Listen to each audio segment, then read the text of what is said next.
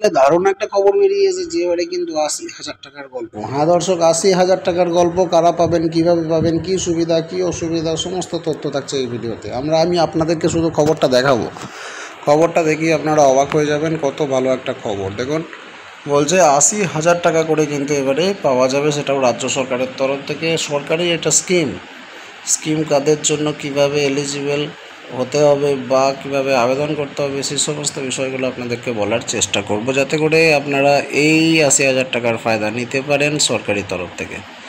হ্যাঁ দর্শক, সরকারি তরফ থেকে ৮০,০০০ টাকার সুবিধা বলা হচ্ছে। সদ্যজাত থেকে শুরু করে বৃদ্ধ বৃদ্ধা রাজ্যের সকলের জন্যই কোনো না কোনো স্কিম কিন্তু চালু রয়েছে পশ্চিমবঙ্গে।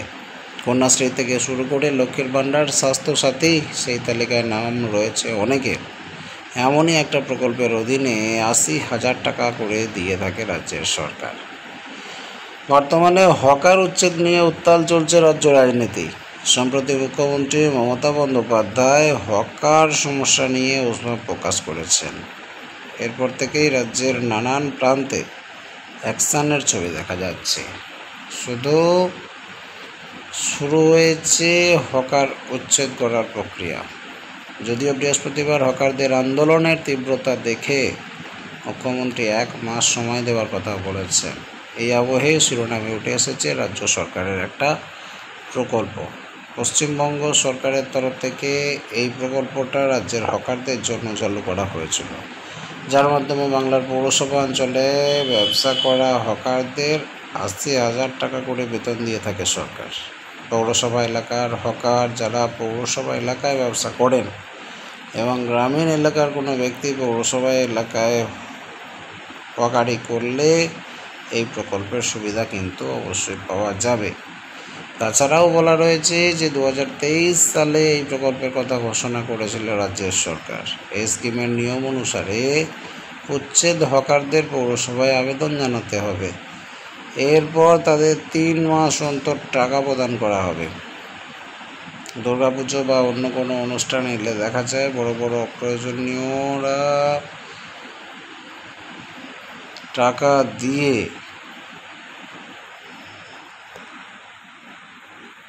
আর এই প্রকল্পের নিয়ম অনুসারে ইচ্ছুক হকারদেরকে কিন্তু ৩ দফায় ৮০,০০০ টাকা ঋণ দেওয়া হবে।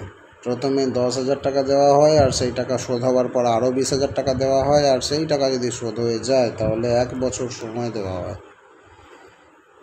তার মধ্যে যদি শোধ হয়ে যায় তাহলে সেই টাকা শোধ করে দেওয়ার পর আরও ৫০,০০০ টাকার ঋণ কিন্তু পাওয়া যায়। দুর্গাপুজো বা অন্য কোনো অনুষ্ঠান এলে দেখা যায় বড় বড় ব্যবসায়ীরা নিজেদের টাকা দিয়ে প্রচুর জিনিস কিনতে পারেন। সেই সময় অনুষ্ঠানে এলে দেখা যায় যে বড় বড় ব্যবসায়ীরা নিজেদের টাকা দিয়ে প্রচুর জিনিস কেনার পাশাপাশি যে সাপোর্ট প্রয়োজন সেটা কিন্তু পান না। এই সময় ক্রেতাদের মধ্যেও সামগ্রী কেনার হেভি ডিমান্ড থাকে। তবে এটাও ভাবতে হবে যে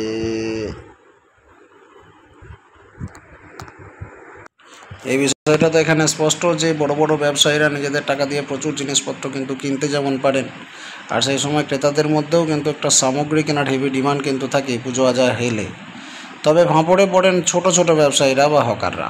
ব্যবসা বাড়ানোর ইচ্ছা থাকলেও অনেক সময় দেখা যায় তাদের সেই সামর্থ্যটাই নেই। এমন অবস্থায় গত বছর দুর্গাপুজোর আবহে এই প্রকল্পের কথা ঘোষণা কিন্তু করেছিলেন মুখ্যমন্ত্রী।